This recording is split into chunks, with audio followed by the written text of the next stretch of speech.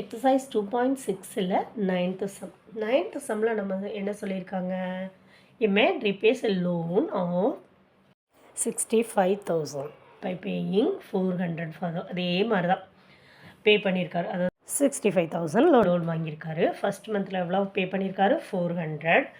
அப்போ எவ்ரி மந்தில் 300 இன்க்ரீஸ் பண்ணி கொடுத்துருக்காரு. இப்போ ஃபஸ்ட்டு 400 கொடுத்தாருனா அதோட 300 ஆட் பண்ணிங்கன்னா 700 கொடுத்துருக்காரு நெக்ஸ்ட் மந்தில். அதுக்கு அடுத்த மந்தில் எவ்வளவு, 700 + 300 போட்டிங்கன்னா 1000 வந்துடும்.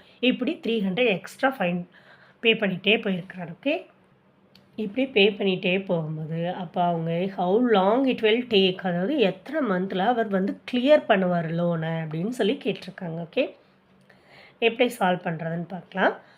ஃபஸ்ட்டு கிவன்ஸ் எல்லாம் எழுதிக்கோங்க. ஃபஸ்ட்டு மந்தில் எவ்வளோ பே பண்ணார், 400. செகண்ட் மந்தில் எவ்வளோ பே பண்ணார், 700. தேர்ட் மந்தில் எவ்வளோ பே பண்ணார், 1000. இப்படி போயிட்டே இருக்குது. அப்போ இது ஒரு நம்ம சீரியஸாக எழுதலாம். இது வந்து 300 இன்க்ரீஸ் ஆகுதுன்னு அவங்களே சொல்லிட்டாங்க. ஸோ நம்மளோட டியோட வேல்யூ என்ன, 300. A is equal to 400, D is equal to 300. SN என்ன, அவங்க டோட்டல் லோன் எவ்வளோன்னு சொல்லிட்டாங்க, 65,000 சொல்லிட்டாங்க. அப்போ SN is equal to 65,000. அப்போ எல்லாமே கொடுத்துட்டாங்க. இதில் என்ன மட்டும் தெரியாது, என்ன தான் ஃபைண்ட் அவுட் பண்ண சொல்லியிருக்காங்க. ஓகே, அப்போ நம்ம SN ஃபார்முலா போட்டுக்கலாம். SN is equal to n/2 into 2a plus n minus 1 into d. Okay, இப்போ ஏயோட வேல்யூ, என்னோட வேல்யூ தெரியாது. ஏயோட வேல்யூ 400, டியோட வேல்யூ 300. இதெல்லாம் சப்ஸ்டியூட் பண்ணிக்காச்சு. சப்ஸ்டியூட் பண்ணிவிட்டு இங்கே பாருங்கள், இங்கே ஒரு 2 இருக்குது. அந்த 2வை நான் வெளியில் எடுத்துட்டேன். அதே மாதிரி 300 வந்து 150 into 2ன்னு போடலாம். ஏன் அப்படின்னா கீழே பை 2 இருக்குது, அதை கேன்சல் பண்ணுறதுக்காக. ஓகே, இப்போ இந்த டேர்ம்லேருந்து ஒரு 2 நம்ம வெளியில் எடுத்தாச்சு. ஓகே, அதில் ரெண்டுலேயும் காமனாக 2 இருக்கிறதுனால நான் இங்கே எடுத்து எழுதிட்டேன். ஓகே, இப்போ இந்த 2 2வையும் கேன்சல் பண்ணிக்கலாம்ல, அதுக்காக தான். நெக்ஸ்ட்டு இந்த 150 என்ன பண்ணியிருக்கேன், n-1 கூட உள்ளே கொண்டு போய் மல்டிபிள் பண்ணியிருக்கேன். அப்போ 150 n 150 - 150. ஓகே, இந்த சைடு இருக்குது அப்படியே இருக்குது. நெக்ஸ்ட் என்ன பண்ணியிருக்கோம், இந்த 400ஐயும் 150யும் டிஜிட் தான் இருக்குது.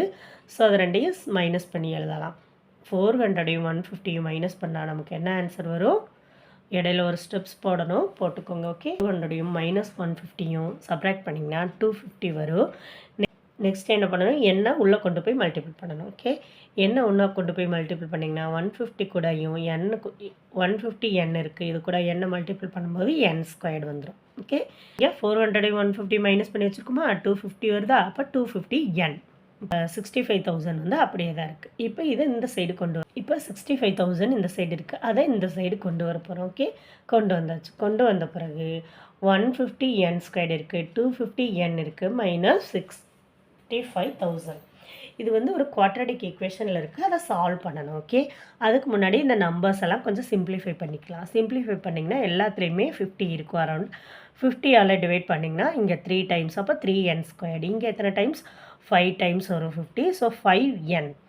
நெக்ஸ்ட்டு இதை வந்து கேன்சல் பண்ணிங்கன்னா 1300 வரும் 50யை கேன்சல் பண்ணும்போது. ஓகே, இப்போ இந்த ஈக்குவேஷனை நம்ம ஈஸியாக சால்வ் பண்ணலாம். இதை சால்வ் பண்ணிங்கன்னா உங்களுக்கு ஆன்சர் என்ன, 3n + 65 n - 20.